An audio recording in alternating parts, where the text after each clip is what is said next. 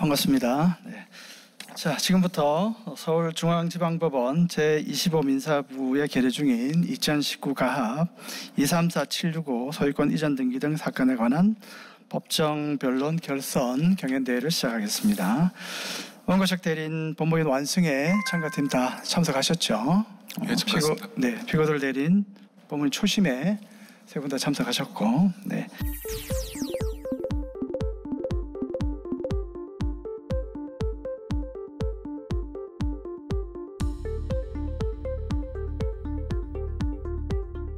피고 김증녀에 대한 청구에 관한 사실관계. 피고 김증녀는 원고 배은건과 배은희, 배은미 세 자녀를 두고 있다. 1995년 원고 배은건이 미국 유학 후 Y대학교 로스쿨 조교수에 임용되자 피고 김증녀는 서초구에 있는 건물과 그 부지를 원고에게 증여하되 피고가 생존하는 동안 그 관리는 피고가 한다라는 내용의 자필 증여 증서를 작성하고 원고에게 이 사건 건물에 관하여 위 증여를 원인으로 한 소유권 이전 등기를 맞춰주었다. 그 이후 원고와 피고는 이 사건 토지 및 건물을 임대하여 그 이익의 4분의 3을 피고에게, 4분의 1을 원고에게 분배하기로 하는 내용의 공동사업 계약서를 작성하였다. 피고가 2010년경 알츠하이머 진단을 받았는데도 원고가 피고를 모시려고 하지 않자 피고의 집 근처에 사는 둘째 딸 배은미가 피고를 돌보았다. 그로부터 4년 후 피고는 이 사건 토지와 건물을 첫째 딸 배은희와 둘째 딸 배은미, 원고 등 세 자녀와 산소를 돌보는 사람에게 나누어 준다는 자필 유언증서를 작성하였다. 뒤늦게 일을 한 원고 배은건은 배은희와 배은미가 피고의 병세를 이용하여 이 유언증서를 작성하게 한 것으로 생각하고 2017년 성년 후견 개시 심판을 청구하였고 법원은 피고에 대하여 성년 후견 개시 선고를 하면서 자녀 중 연장자인 큰딸 배은희를 피고의 성년 후견인으로 선임하였다. 한편 원고는 2017년 피고의 동의 없이 임의로 이 사건 토지 및 건물 임대와 관련한 동업계약을 해지하고 피고의 지분을 원고가 모두 인수하기로 하는 내용의 동업해지계약서를 작성하여 이를 관할 세무서에 제출함과 아울러 임대사업자 명의를 원고와 피고의 공동명의에서 원고의 단독명의로 변경하였다. 피고는 2018년 원고를 동업해지계약서의 작성 및 제출과 관련하여 사문서 위조 및 위조 사문서 행사 등의 혐의로 고소하였고 원고는 벌금 200만 원의 유죄 판결을 받았다. 피고 배정훈에 대한 청구에 관한 사실관계. 원고 배동건은 학회나 세미나 참석 과정에서 알게 된 김지혜와 내연관계를 맺게 되었고 김지혜는 2012년 혼외자인 피고 배정훈을 출산하였다. 원고는 2012년 본인의 사망 시 서초동 건물에서 5억 원 정도의 금액을 피고 배정훈에게 주는 사망 시 재산증여각서를 자필로 작성하고 이 사건 건물에 관하여 채권 최고액 5억 원의 근저당권 설정 등기를 맞춰주었다. 그 이후 원고와 김지혜는 점점 사이가 벌어져 결국 2016년 내연관계가 파탄났고 원고와 피고 배정훈과의 관계도 단절되었다. 김지혜가 2018년 원고를 상대로 제기한 친생자 관계존재 확인 소송에서 원고는 김지혜에게 배정훈이 성년이 될 때까지 월 200만 원을 지급하라는 내용의 임의 조정이 성립되었다. 소송의 진행. 원고 배은건은 피고 김증녀를 상대로 이 사건 토지에 관하여 증여를 원인으로 한 소유권 이전 등기 절차를 이행하고 피고 배정훈을 상대로 이 사건 건물에 관한 근저당권 설정 등기의 말소 등기 절차를 이행하라는 소송을 제기하였다. 추가 문제. 원고 배은건은 아들이 소속 회사의 한국지사로 발령받아 급히 주거를 마련해야 하는 상황이 되자 누나인 피고 배은희에게 부탁하여 2015년 피고의 남편인 임대남과 임대남 소유의 아파트를 임대차 보증금 2억 5천만 원, 임대차 기간 2년으로 하여 임차하는 내용의 임대차 계약을 체결하였다. 그런데 임대남이 2019년 사망하였고 처인 피고 배은희, 아들인 임건주가 재산을 상속하여 이 사건 아파트 중 각 법정 상속분에 관하여 소유권 이전 등기를 마쳤다. 임대차 기간이 종료되어도 이 사건 아파트의 매매 가격이 큰 폭으로 하락하여 임대차 보증금을 받지 못한 원고는 경제적 능력이 있는 피고 배은희에 대하여만 위 임대차 보증금 2억 5천만 원 전액과 이에 대한 지연 손해금의 반환을 구하는 소송을 제기하였다. 지금부터 법정 변론을 하고 듣도록 하겠습니다. 먼저 쟁점 정리를 하겠습니다. 원고 측이 이 사건 청구에 관해서 청구 인용을 구하는 중요 쟁점을 간략하게 특정을 하시고 그게 끝나면 피고 측에서 또 소송법 항변 또는 부인을 포함해서 적극적으로 청구 기각을 구하는 쟁점에 대해서 특정하시면 되겠습니다. 각 2분씩 드리겠습니다. 자, 시작하실까요? 네, 우선 원고 대리인은 피고 김직녀에 대한 소유권 이전 등기 청구 사안과 관련하여 첫째, 피고 김직녀와의 계약이 부담부 증여계약에 해당하여 피고가 원고의 채무불이행을 이유로 증여계약을 해지할 수 있는지, 둘째, 피고 김직녀에게 증여의 특유한 해제 사유가 인정되는지에 대해 구체적으로 원고의 부양의무 불이행으로 인한 해제권 혹은 원고의 유죄 확정 판결의 이유로 한 해제권이 발생하는지를 검토하겠습니다. 또한 해제권이 발생한다면 해제권의 행사가 그 제척기간을 준수하는지 여부를 검토하겠습니다. 다음으로 피고 배정훈에 대한 청구와 관련해서는 첫째, 주소를 기재하지 않은 원고의 각서에 유언으로서의 효력을 인정하여 피고 배정훈에 대한 증여를 유증으로 볼 수 있는지, 둘째, 유증에 해당하지 않아 사인 증여에 해당한다면 이를 단독의 의사표시로 처리할 수 있는지를 검토하겠습니다. 다음으로 피고 배은희에 대한 사안에서는 피고 배은희가 임대인 지위를 승계했다는 점, 그리고 임건주와 배은희의 임대차 보증금 반환 채무가 불가분 채무에 해당한다는 점에 대하여 변론하고자 합니다. 예, 자, 피고 측도 쟁점에 관해서 변론하실까요? 네, 피고 측 소송 대리인은 첫 번째 청구인 원고의 피고 김직녀에 대한 소유권 이전 등기 청구에 대하여 첫째, 피고 김직녀가 이 사건 증여를 해제할 수 있는지 여부, 둘째, 이후 피고 김직녀의 자필 증서에 의한 유증으로 인하여 유증의 효력이 이 사건 증여에 영향을 미치는지 여부, 셋째, 원고의 이 사건 소유권 이전 등기 청구권의 소멸시효가 완성되었는지 여부에 대하여 다투고자 합니다. 네, 다음으로 원고의 피고 배정훈에 대한 이 사건 건물에 마친 근저당권 설정 등기의 말소 등기 청구에 관하여 말씀드리겠습니다. 첫째, 주소에 자서가 없는 자필 증서에 의한 유언이 그 효력이 있는지 여부, 둘째, 무효인 유증이 사인 증여로 전환될 수 있는지 여부, 셋째, 사인 증여의 본질상 유증의 철회에 관한 규정이 준용될 수 있는지 여부입니다. 다음으로 원고의 피고 배은희에 대한 임대차 보증금 반환 청구권에 관하여는 첫 번째, 임차인이 새로 들어오는 것을 정지 조건으로 하는 의사 합치가 있었는지 여부, 둘째, 임대차 보증금 반환 채무가 상속될 수 있는지 여부에 대하여 검토하도록 하겠습니다. 이상입니다. 네, 자, 아주 간단하게 쟁점을 정리해 주셨네. 네, 자, 그러면 이제 이어서 본안에 관한 주된 쟁점에 관해서 원고 측 주변론을 듣도록 하겠습니다. 원고 대리인 변론 시작하겠습니다. 우선 피고 김직녀에 대한 소유권 이전 등기 청구 사안에 관하여 변론하도록 하겠습니다. 원고와 피고 김직녀 간 증여계약이 성립했음은 다툼 없는 사실이므로 피고는 이 증여계약에 따라 원고에게 소유권 이전 등기 의무를 부담합니다. 따라서 저희 원고 대리인은 계약의 효력 발생을 저지하는 사정이 없다는 것을 주장하고자 합니다. 먼저 원고의 채무불이행으로 인한 법정해제권이 인정되는지 여부를 검토하겠습니다. 증여계약에 있어 수증자의 채무불이행이 성립하기 위해서는 이 사건 증여가 부담부 증여라는 것이 인정되어야 합니다. 민법 제561조에 따르면 부담부 증여란 상대 부담 있는 증여입니다. 여기서 부담이란 급부를 하여야 할 채무를 의미하고 급부란 채권의 내용 또는 목적을 의미합니다.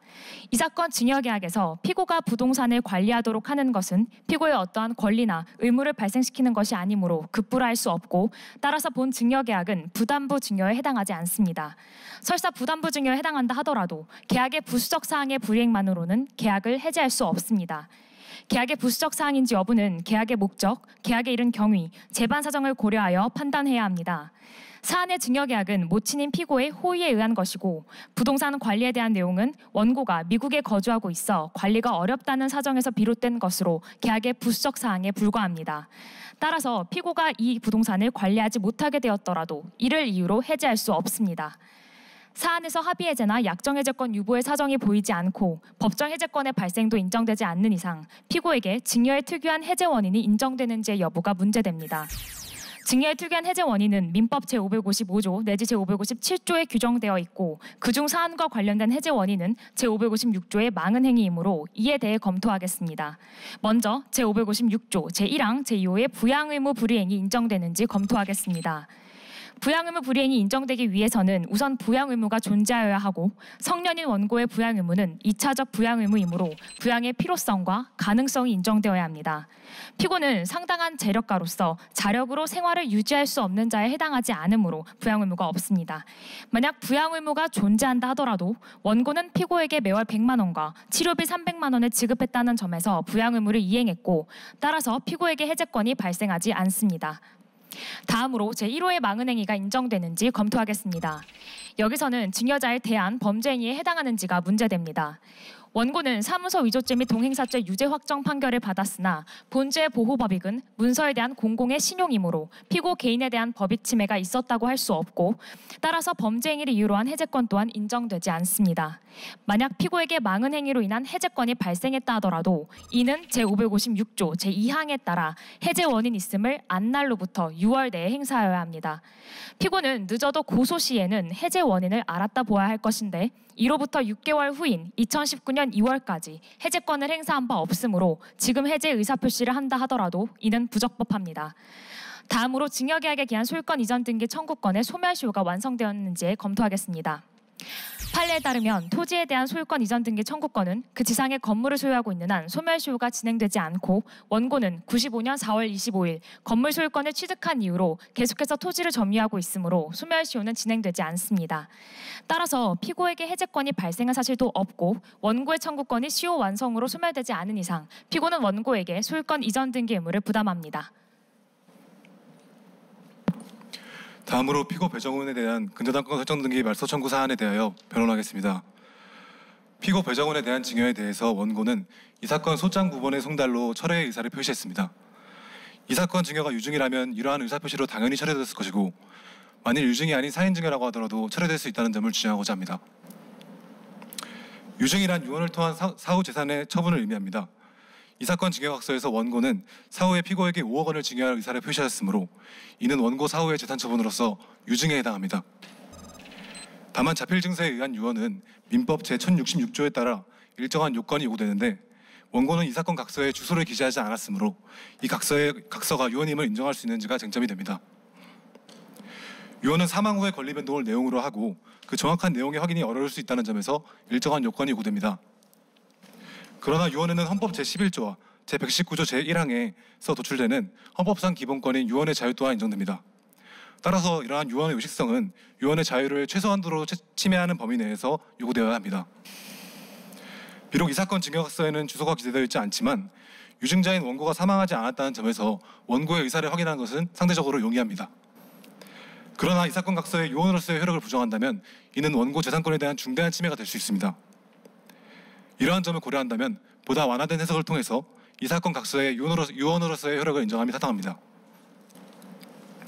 일부 하급심 판례 또한 완화된 해석의 가능성을 인정해서 주소 기재 요건만을 흠결한 경우에 유언의 효력을 인정한 바 있습니다.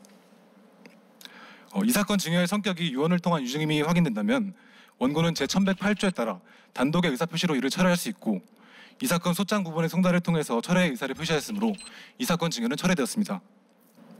만일 피고에 대한 증여가 유증이 아니라고 하더라도 원고와 피고 간에는 5억 원에 대한 사인증여 계약이 성립하였다고 보아야 합니다.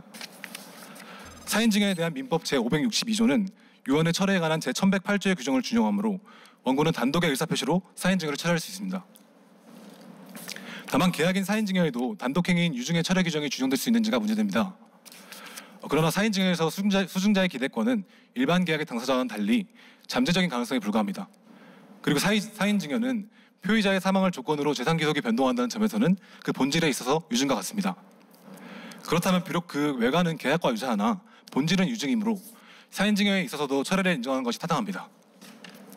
외국에도 사인증여의 철회를 인정하는 경우가 많고 특히 우리와 조문고저가 동일한 일본의 판례도 사인증여의 철회를 인정한다는 점에서 우리 민법의 해석에 있어서도 사인증여의 철회를 인정하는 것이 타당합니다.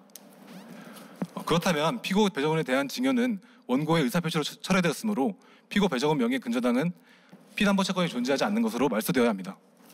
마지막으로 피고 배은희에 대한 청구 사안에 대해서 변론 드리도록 하겠습니다. 먼저 피고 배은희와 소의 임건주가 망소의 임대남의 공동상속인으로서 이 사건 건물을 공동상속했으면 다툼 없는 사실관계입니다. 주택임대차 보호법 제3조 4항에 따르면 임대할 권리를 승계한 자는 임대인의 권리를 승계한 것으로 보고, 판례에 따르면 임대인의 지위가 승계된 경우 보증금 반환 채무는 일체로서 양수인에게 이전됩니다. 사안에서 피고 배은희와 소의 임건주는 상속으로 임대인의 지위를 승계하였고, 판례는 공동 임대인의 경우 공동으로 임대한 것과 마찬가지이기 때문에 그 반환 채무의 성질은 불가분 채무의 성질을 가진다고 판시한 바 있습니다. 불가분 채무에 관한 규정에는 연대 채무에 관한 규정이 적용되므로 민법 제414조에 따라서 원고는 보증금 반환 채권 전액에 대해서 1인에게 반환 청구를 할 수 있습니다. 또한 원고가 이 사건 건물을 이미 피고 배은희에게 인도한 이상 피고 배은희에게 동시행 항변권 등 별도의 항변권이 발생한 사정도 없으므로 피고 배은희는 원고의 청구에 대해서 항변할 수 있는 방법이 없습니다. 마지막으로 원고 대리인의 변론 요지를 간단하게 정리해드리도록 하겠습니다. 첫째로 피고 김증녀에 대한 소유권 이전 등기 청구와 관련해서 증여계약의 효력 발생을 저지할 사유가 없으므로 피고 김증녀는 원고에 대해 소유권 이전 등기 절차를 이행해야 할 채무를 집니다. 피고 배정훈에 대한 증여는 원고의 의사표시로 철회되었으므로 피고 배정훈 명의의 근저당권 설정 등기는 말소되어야 합니다. 마지막으로 피고 배은희에 대한 청구와 관련해서 원고는 피고 배은희에게 임대차 보증금 반환 전액에 대한 반환을 청구할 수 있으므로 피고 배은희는 이에 대해 항변할 수 없습니다. 이상 변론 마치겠습니다. 네, 잘 들었습니다. 자, 피고 측의 주변론 듣도록 하겠습니다. 존경하는 재판장님, 피고 측 소송 대리인 답변하겠습니다. 첫 번째 청구인 피고 김증녀에 대한 소유권 이전 등기 청구입니다. 피고에게는 증여에 대한 해제권이 발생하였습니다. 먼저 민법 제556조 제1항에 의한 망은행위로 인한 해제권입니다. 제1호 범죄 행위에 대하여 증여는 호혜성을 전제로 하는 것이기 때문에 이에 정면으로 어긋나는 범죄 행위에 대하여는 그에 상응하는 제재가 가해져야 합니다. 범죄행위의 개념 범위를 한정하여 해석한다면 증여자 보호에 공동이 생길 우려가 있고 범죄행위 조장의 위험도 있어 우리 충효 및 도의관념과 상충됩니다. 원고는 피고에 대하여 사무서 위조 및 동행사죄를 저질렀고 동업계약에 의한 피고의 수익을 임의로 소비한 행위는 횡령죄의 성립에도 무리가 없습니다. 이는 동업계약에 대한 피고의 신뢰를 깨는 배신행위이자 개인적 수입원 자체를 박탈하여 피고의 생계에 위험을 초래한 행위로 개인적 법익에도 영향을 미칩니다. 따라서 동조문산 범죄행위에 해당합니다. 둘째, 민법 제556조 제1항 2호에 규정되어 있는 부양의무 위반에 따른 해제권입니다. 원고에게는 피고에 대한 부양의무가 존재하는데 부양의무의 내용과 범위는 신의와 정의, 형평을 고려하여 사안에 맞게 해석할 필요가 있습니다. 원고가 피고에게 매월 송금한 금원은 앞서 본 범죄행위에 따른 피고의 수입원 자체의 박탈에 대한 양심적 가책에서 부담한 비용으로 보아야 할 것이지 이를 부양료로 지급하였다고는 도저히 볼 수 없습니다. 또한 범죄행위로 인한 민법 제556조 제2항의 제척기간은 성년 후견인이 안 날부터 진행한다고 보아야 하기 때문에 제척기간 또한 도과하지 않았습니다. 제한능력자는 정신적 판단 능력이 제약된 자이므로 제척기간의 기산점을 본인을 기준으로 한다면 많은 경우 권리 행사를 할 수 없게 되어 헌법상 재판받을 권리를 부당하게 박탈하는 결과가 초래됩니다. 따라서 본 사안에서도 성년 후견인이 안 날로부터 제척기간이 진행한다고 봄이 명백합니다. 다음으로 이 사건 증여는 부담부 증여입니다. 부담부 증여는 민법 제561조에 의하여 쌍무계약에 관한 규정이 적용됩니다. 부담에 해당하는지 여부는 당사자의 의사가 결정적 판단 기준이 됩니다. 본 사안에서 원고는 피고의 관리 행위를 수인할 의무를 부담하게 되며 이러한 목적을 고려할 때 관리 의무는 동업계약 사업의 핵심적인 사안이 됩니다. 따라서 이는 단순히 목적 지정을 넘어선 부담부 증여로 봄이 명백합니다. 그렇다면 원고가 임의로 동업 해지 계약서를 작성한 이상 피고는 이행 거절을 이유로 증여를 해제할 수 있습니다.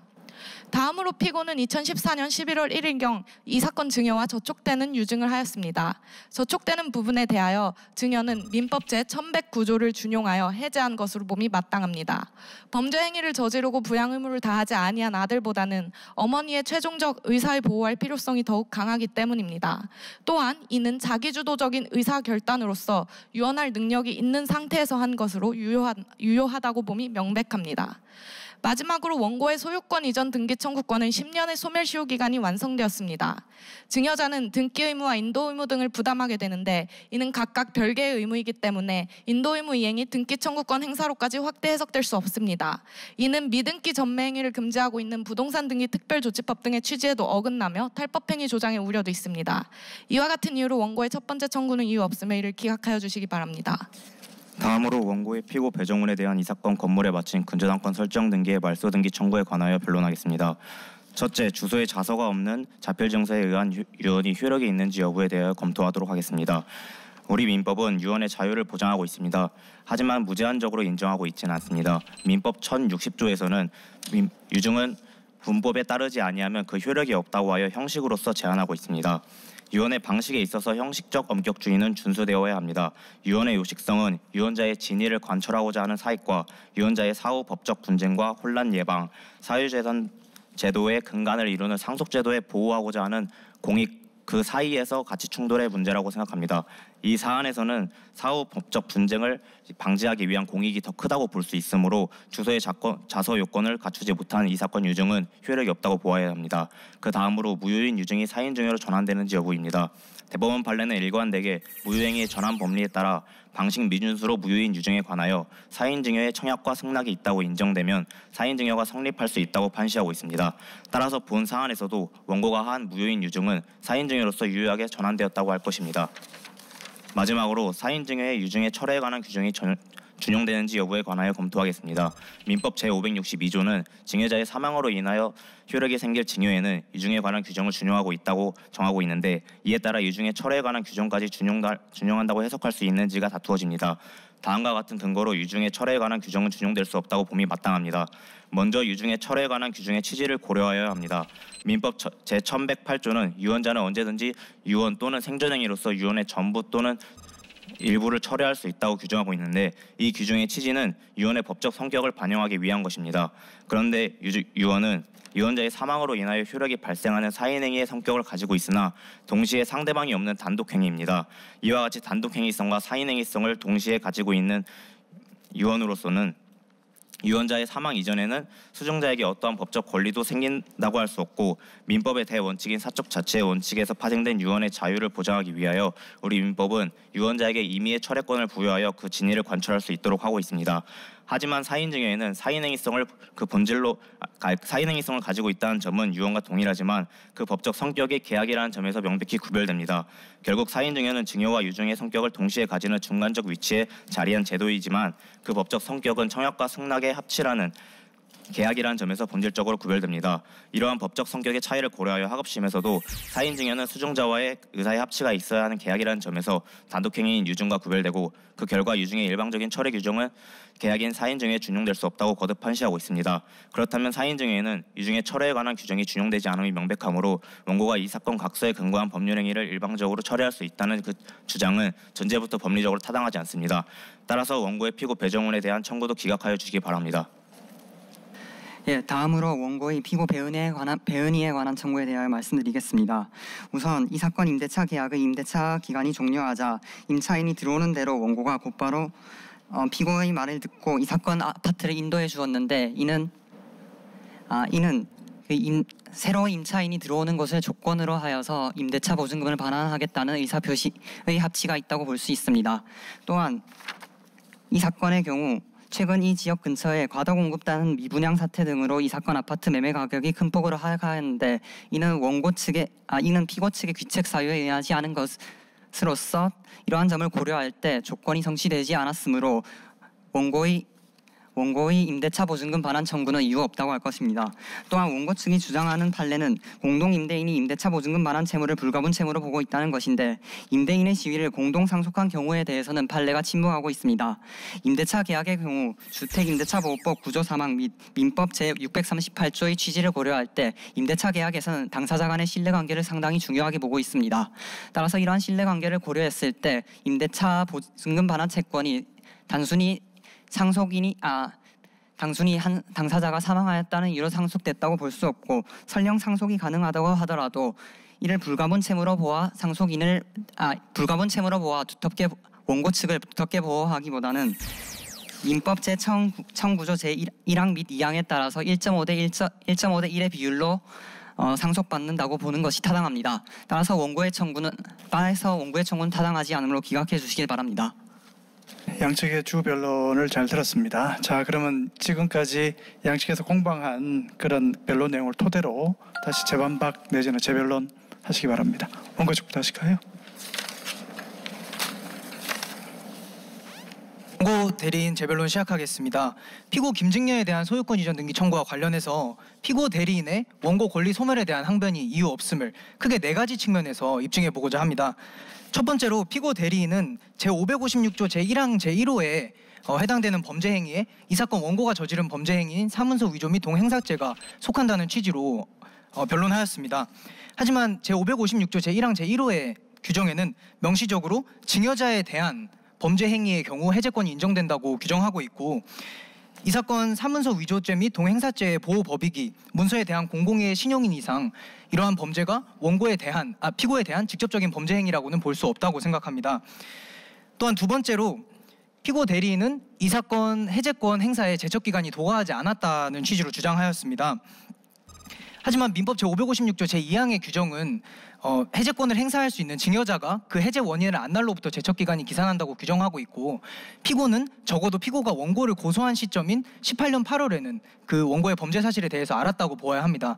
또한 피성년 후견인인 피고에 대한 성년 후견인 심판이 17년 6월 20일 날 내려졌다는 것을 감안하면 17년 6월 20일 이후에 피고가 원고를 고소할 시점에는 성년 후견인이 선임되어 있었거나, 그래서 성년 후견인이 대신해서 원고를 고소했거나, 혹은 성년 후견인이 피고의 원고에 대한 고소 사실을 알았다고 보아야 한다고 생각을 합니다.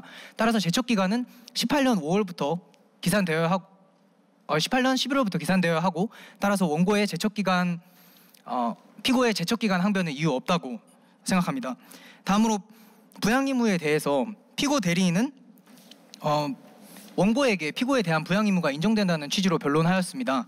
하지만 자력으로 생활을 유지할 수 있는 자에 대해서는 부양의 필요성 자체가 인정되지 않습니다.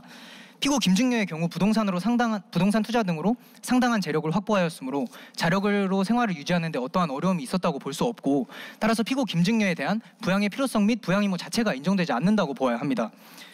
세 번째로 피고 대리인은 이 사건 계약이 부담부 증여 계약이라고 주장하였습니다. 하지만 이 사건 증여 계약에 있어서 관리의 의미는 관리 사무를 대신하여 처리해준다는 의미일 뿐 그 자체로 어떠한 권리 의무를 발생시키는 것이 아닙니다. 그렇다면 원고에게는 피고에 대해 어떠한 급부를 해줄 의무가 없고, 따라서 이 사건 증여 계약이 부담부 증여 계약이라고 볼 수 없다고 생각합니다. 마지막으로 피고 대리인은 피고가 2014년경에 작성한 유언 증서가 유효하다는 취지로 변론하였습니다. 피고 김증녀는 2010년경부터 알츠하이머를 앓고 있었고, 판례에 따르면 알츠하이머 진단을 받은 사람은 그 의사 능력이 점진적으로 퇴보하는 특성을 보입니다. 따라서 피고가 알츠하이머 진단을 받은 후 4년이 지난 시점인 2014년 11월경에는 피고에게 유언장을 작성할 만한 의사 능력이 없었음을 쉽게 추정할 수 있습니다. 의사 무능력자의 법률 행위는 무효이므로 피고의 유언 증서에는 아무런 법적 효력이 인정될 수가 없습니다. 그렇다면 원고의 권리 소멸에 대한 피고 대리인의 항변은 이유 없으므로 피고는 원고에 대해 증여 계약상의 의무를 이행하여야 합니다. 다음으로 피고 배정훈에 대한 청구와 관련해서 피고 대리인은 주소 자서가 되지 않은 유언의 효력을 부정하는 취지의 변론을 하였습니다. 하지만 피고 대리인이 준비 서면에서 인용한 판례 및 변론에서 인용한 판례는 유언자가 사망한 후에 유언의 효력에 관한 판례이고, 본 사건과 같이 유증자가 생존해 있는 상황에서도 동일한 법리를 적용할 수 있는지에 대해서는 별도의 검토가 필요하다고 생각을 합니다. 또한 피고 대리인은 피고 배정훈에 대한 증여 계약이 사인 증여에 해당할 경우 사인 증여는 본질상 계약이므로 철회가 인정되지 않는다고 주장하였습니다. 하지만 저희 원고 대리인이 주변론에서 말씀드린 바와 같이 사인 증여에 있어서 수증자의 기대권이라 함은 일반 계약의 당사자에 비해서 보호 가치가 낮고, 따라서 사인 증여는 그 본질상 사후의 재산 처분이라는 점에서 유증과 유사하므로 유증에 관한 제1108조의 규정이 준용되는 것이 타당하다고 생각합니다. 마지막으로 피고 배은희에 관한 사안에서 피고 대리는 이 사건 계약이 정지조건부 계약임을 주장하였습니다. 하지만 계약의 조건이 인정되기 위해서는 그 조건 의사가 객관적이고 명시적으로 표시돼야 합니다. 하지만 이 사건 계약의 경우에는 그러한 조건이 명시적으로 외부에 표시되었다고 볼 수 없고, 따라서 이 사건 임대차 반환 약정이 어떠한 정지조건부 계약에 해당한다고 볼 수 없습니다. 따라서 피고 배은희는 이 사건 임대차 계약을 승계한 임대인의 지위를 승계한 자로서 원고에 대해서 임대차 보증금 반환 채무를 부담하는 자이고 원고는 피고 배은희에 대해서 그 전액의 이행을 구할 수 있다고 생각합니다. 이상으로 원고 재변론 마치겠습니다. 예, 잘 들었습니다. 자, 피고 측의 또 재변론 좀 들어볼까요? 존경하는 재판장님, 피고 측 소송 대리인 재변론하겠습니다. 먼저 원고는 이 사건 2014년 11월 1일자 유증에 관하여 이 사건 유증에 증여계약 해제 의사가 포함되어 있다고 해석하는 것은 지나친 해석이라고 주장합니다. 그러나 이 사건 유증은 이 사건 토지 및 건물을 피고를 돌봐주는 자와 아들, 딸을 포함한 자식들을 균분하여 나누어 갖는 것이라고 명시적으로 적시되어 있습니다. 이는 문헌의 해석상 당연히 앞선 증여와 저촉된다고 판단할 수밖에 없습니다. 두 번째로 원고는 부양 의무를 이행하였다고 주장하나 다음과 같은 이유에서 타당하지 않습니다.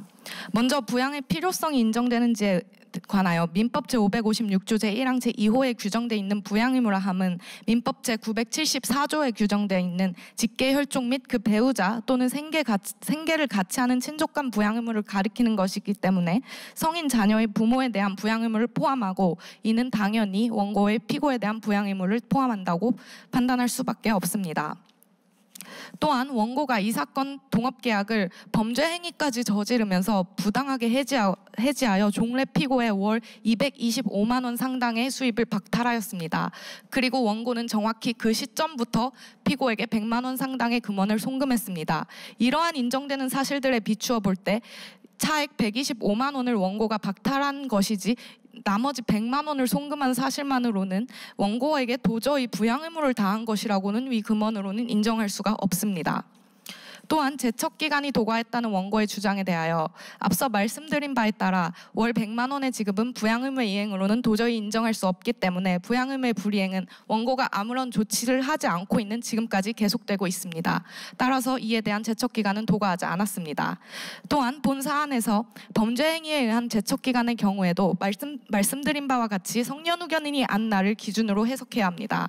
그리고 원고가 피고 김증녀의 성년 후견 개시 심판 을 청구하여 2017년경 배은희가 선임된 사실은 인정되지만 배은희가 원고의 사문서 위조 및 동행사죄를 알았다는 점은 인정할 증거가 없습니다.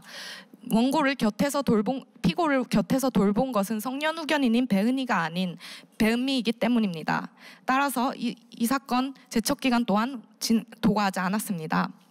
그리고 원고는 부담부 증여가 아닌 이유가 관리라는 문구가 부담의 확정성을 결여하였기 때문이라는 취지로 주장합니다. 하지만 첫째, 민법상의 관리는 처분이나 변경에 이르하지 아니하는 정도로 이용 계량하는 행위로서 이 사건 증여관리 계약상 관리도 이와 같이 이해하여 이미 확정되었다고 보아야 하며 둘째, 설령 관리하였다는 문헌만으로는 확정성이 부족하더라도 급부 이행기까지 확정될 수 있다면 확정성이 있는 것으로 볼 수 있습니다.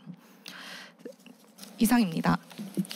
다음으로 배정훈에 대한 청구에 대하여 판단하겠습니다. 원고 준비 서면에서는 민법 제1066조 제1항의 해석을 탄력적 해석이 필요하다고 주장하고 있으나 저는 5가지의 근거를 들어 반박하고자 합니다. 첫째, 유언은 상대방이 없는 의사표시이므로 표의자가 내키는 바에 따라 쉽게 가능하지만 그 효력은 사인행위로서 사망 후에 발생하게 됩니다. 따라서 그 존부와 내용이 확인하기 어렵습니다. 대법원 판례도 일관되게 진위에 합치하더라도 방식이 미준수라면 효력이 없다고 판단하고 있고 우리나라의 상속 분쟁이 크다는 점도 고려한다면 그 자체로 이유가 없습니다. 두 번째로 자필 증서에 의한 는 위조나 변주의 위험이 크다고 할 것입니다. 세 번째로 민법 제1065조에서 자필 증서에 따른 유언 외에도 4가지 방식을 따로 규정하고 있습니다. 다섯 번째로 현행 법률의 명백한 문헌에 반하고 있습니다. 그리고 유언자가 살아있다 하더라도 법률행위에 대한 판단은 그 당시의 시점으로 하여야 된다는 점을 고려해야 합니다. 따라서 탄력적 해석은 법적 안정성을 해친다고 볼 것입니다.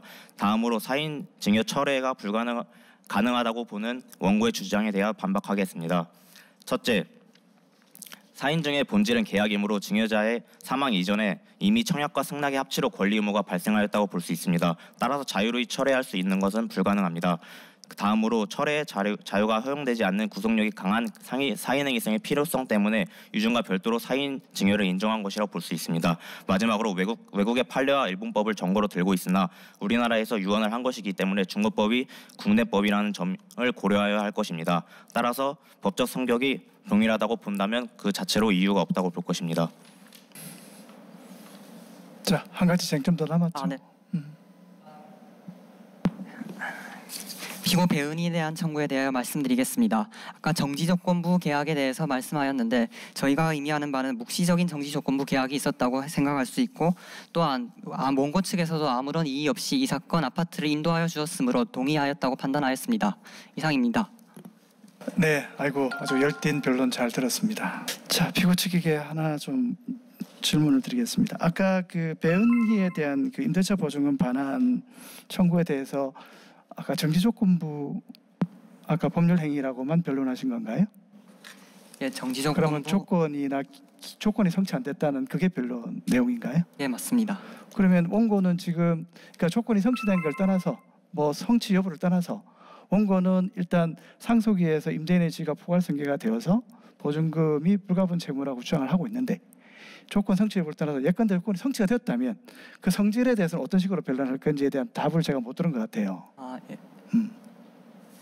어떻습니까? 일단 원고 측에서는 이게 불가분 채무라고 주장을 하면서 이게 불가분 채무이기 때문에 전액을 청구할 수 있다고 주장하나 저희 측에서는 이게 주택임대차보호법 9조 3항이나 민법 638조의 조문을 고려할 때 임대차 계약에 있어서는 당사자 간의 신뢰관계를 상당히 중요시하고 있다는 점을 고려했을 때 임대차 계약에서 전 피상속인이 사망하였다고 해서 바로 상속인에게 상속된다고 볼 수 없으며 설령 상속된다고 하더라도 이게 법정 상속인 민법 제1009조 제2항에 따라서 배우자의 경우 1.5, 그다음 직계 비속의 경우 1의 비율로 상속된다고 보아야지 불가분 채무로서 원고를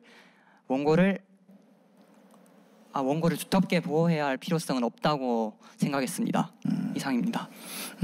근데 지금 두 가지 좀 의문이 드는데 그 통상적으로 이제 임대차 관계가 해소되어서 임차인이 이제 다른 데로 이사를 갈 때 당연히 이제 보증금을 받고 인도하는 게 원칙이겠죠, 그죠? 그런데 개인적인 사정에 의해서 먼저 명도를 하고 집을 비우고 이제 보증금을 받기 전에 집을 비우는 경우도 있겠죠. 근데 그런 경우는 당연히 임대인이 그러지 않겠어요? 내가 보증금을 지급할 채무가 없다고 다투는 것이 아니라 지금 새로 들어올 세입자를 확보하지 못했기 때문에 기간을 기다려달라. 근데 그런 거를 세입자가 양해해서 집을 먼저 비워준 것을 조건부 법률행위라고 본다면 임차인 입장에서는 내가 당연히 받아야 될 권리를 조건을 걸어서 본인에게 법률상 불이익을 가는 행위를 스스로가 받아들이는 꼴이 되잖아요. 근데 먼저 비워주는 행위를 만약에 그 기간을 위했다든지 아니면 들어오기 전까지는 보증금을 지급하지 않을 의무가 있다고 임차인이 양해한다고까지 해석한다는 것은 조금 과잉 해석이 아닌가. 응? 그리고 두 번째로는 그 아까 지금 뭐 주택임대차보호법이든 민법에 뭐 조문을 적용해 가지고 상속의 경우 임대차 보증금 반환 의무를 부담하지 않는다고 지금 변론을 갑자기 하신 것 같은데 그거는 어떤 근거입니까? 상속 지분 관계없이 보증금 반환 채무를 상속하지 않는다는 얘기를 얼핏 한 것 같아 가지고 내가 잘못 들었나요? 상속 안 한다고 주장. 응? 그거 어떻게 알고? 어떻습니까? 당연히 네. 그 임대인이 사망하면 그 임대인의 어떤 법적인 지위는 이게 특정 성계가 아니라 상속인들이 포괄성계해서 왜냐하면 그 부동산을 상속받는 거와 마찬가지로 임대인의 지위도 당연히 포괄성계하는 게 맞죠. 그러면 임대인의 지위를 성계한다는 얘기는 결국은 보증금 반환 채무도 당연히 감수해야 된다는 거잖아요. 다만 그 범위가 상속 지분에 따른 가분 채무자 아니면은 임차인의 지위를 두텁게 보호하기 위해서 불가분 채무로 해석할 거냐 그거인데 당연히 그 임차인의 지위를 그렇게 뭐 너무 강하게 상속 지분을 벗어나는 부분만까지 보호할 만한 법적인 뭐 필요성이 없다. 뭐 그런 입장인가 보죠. 예, 맞습니다. 원고 측에 하나 묻겠습니다. 그 관련해서. 그러면 아까 원고 측에서는 아까 판례를 언급하셨는데 그 공동임대 이 건물을 공유하는 사람이 임대하는 경우에 그 임대차 그 보증금 반환 의무는 불가분 채무라고 얘기했는데 지금 그 판례가 우리 사건에 적용될 수 있는 건지, 왜냐하면 그거는 건물을 같이 공유하는 사람이기 때문에 공유하면 공유자가 자기 지분에 대한 임대가 아니라 공유자가 건물 전체에 대한 그 목적물을 임대한다고 봐서 그러면 거기에 대한 보증금 반환 채무도 불가분 채무로 본다는 게 판례 입장인 것 같아요. 근데 지금 단독 임대인의 경우에 이게 임대차 기간이 종료되기 전에 상속되었을 때 그것도 원래부터 공동 임대인에 있던 법률 관계를 똑같이 준용해서 해석하는 법적인 근거가 있을까, 그런 좀 의문이 듭니다.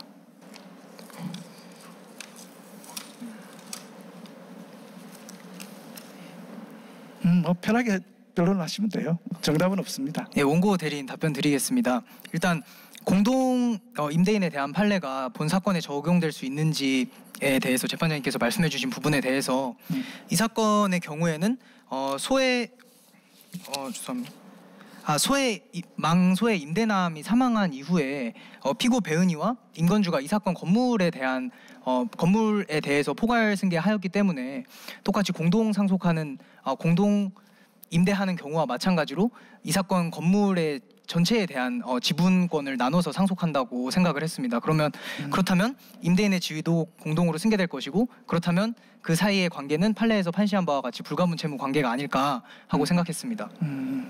근데 어차피 포괄승계라고 하는 것은 전 어떤 피상속인의 법률적인 행위가 그냥 승계되는 것인데, 종전에 건물의 여러 소유자들이 각자 동의해가지고 공동임대인으로 한 것이랑 그다음에 단독 임대인이 그냥 임대를 했다가 우연한 기회에 그냥 승계가 됐는데, 그게 각각의 공동임대인이 어떤 개별적인 처분 행위에 따라서 임대를 놓은 거랑 상속인이, 왜냐하면 상속인 입장에는 어차피 단독 임대인의 지위를 승계하는 거잖아요. 근데 단독 임대인의 지위가 나눠진다고 해서 공동 임대인의 지위에 준하는 것처럼 해석하는 것이 임차인에겐 뭐 굉장히 법적인 지위를 두텁게 보호하는 거니까 문제는 없지만, 어떻게 보면 임대인의 입장에서는 나는 상속 받아가지고 상속 지분만, 원래 상속은 가분 채무가 원칙이니까 가분해서 그 승계하는 게 원칙이니까. 근데 갑자기 그냥 내가 원하지 않은 임대인의 지위를 법적인 지위에 의해서 포괄승계 받았다고 해서 내가 상속 지분을 벗어나는 부분까지 책임을 져야 된다. 이거는 좀 부당하다고 항변을 할 수 있을 것 같아서 사실 그런 부분은 피고 측에서 항변을 하는 게 맞지 않을까라는 생각이 좀 들어요. 우선 말씀해주신 점에 대해서는 임차인의 보호를 중시하는 주택임대차보호법의 입법 취지를 고려해야 된다는 전제하에서 그러한 판례를 인용하였고, 또한 피고 배은이 같은 경우에는 임차인과 친족관계이자 망소의 임대남의 배우자로서 이 사건 임대차 계약에 적극적으로 개입한 자에 해당합니다. 따라서 피고 배은이가 불가분 채무로서 임대인의 채무를 승계하는 것이 부당하다는 주장은 거기에 대해서는 약간 이유 없다고 생각하였습니다. 그 원고 측에 물어보겠습니다. 원고가 주장하는 것은 그 피고 김증녀가 상당한 재산을 가지고 있기 때문에 부양을 받을 상황이 아니다, 이렇게 얘기를 하고 있습니다. 그런데 원고가 주장하는 것은 2014년 11월에 이미 의사 능력을 상실할 정도로 김증녀는 알츠하이머병의 진행 상태가 급속도로 진행된 것으로 보이거든요. 원고 주장에 의하면.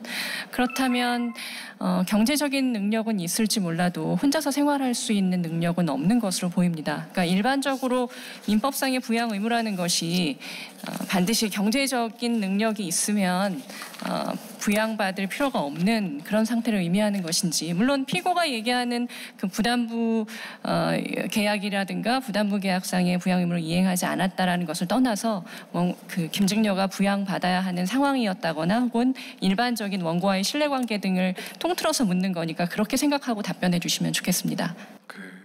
금전상의 자력이 있다고 해서 부양의 필요성이 인정되지 않는다고는 볼 수 없다고 생각합니다. 없다고 생각합니다.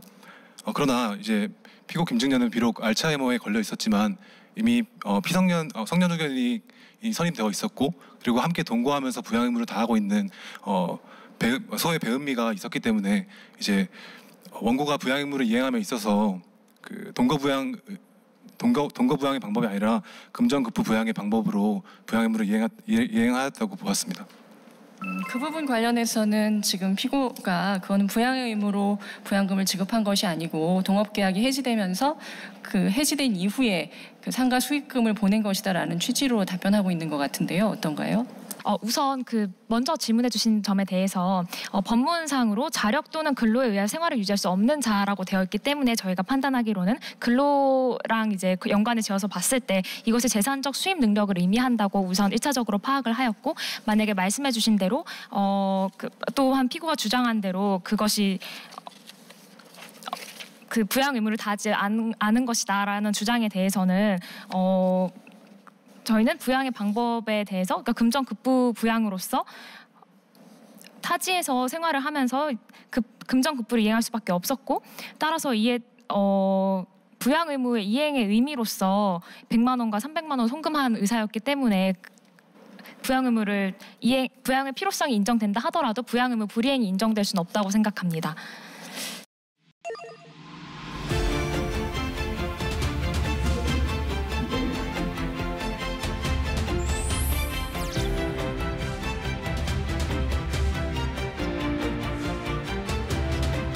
각 2분씩 드리겠습니다. 자, 시작하실까요? 따라서 이 사건 징역계약은 유효하므로 원고의 피고 김증녀에 대한 청구를 인용하여 주시기 바랍니다. 형사소송법 제325조 후단에 무죄를 선고해 주시기 바랍니다.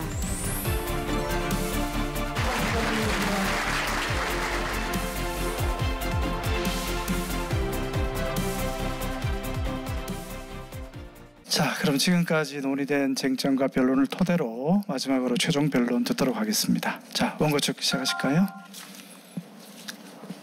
원고 대리인 정리 변론 시작하겠습니다. 먼저 정리 변론을 하기에 앞서서 피고 대리인께서 재반론에서 말씀해 주신 부분들 몇 가지에 대해서 조금 반박하고 넘어가고자 합니다.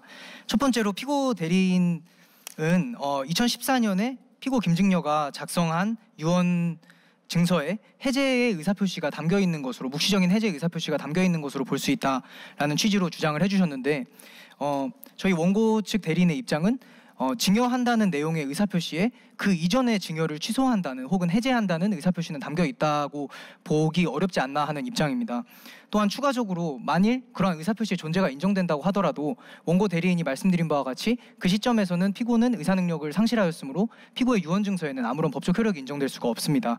또한 두 번째로 부양의무 불이행에 대해서 피고 측이 주장한 바와 같이 원고가 피고에 대한 사문서 위조 행위를 저지른 시점부터 피고에 대한 부양의무 불이행의 사실이 발생한다고 하면 피고는 17년 3월경부터 원고가 임대료 수익 전액을 피고 계좌로 받아왔기 때문에 그 시점부터 부양의무 불이행의 사실에 대해서 알았다고 보아야 하고, 그러면 그 시점부터 제척기간이 기산되어야 한다고 생각을 합니다. 그렇다면 지금 이 시점에 해제를 주장한다고 해도 이는 제척기간을 도과한 것으로서 적법하지 않다고 생각합니다. 마지막으로 원고 측의 주장을 간단하게 정리하겠습니다.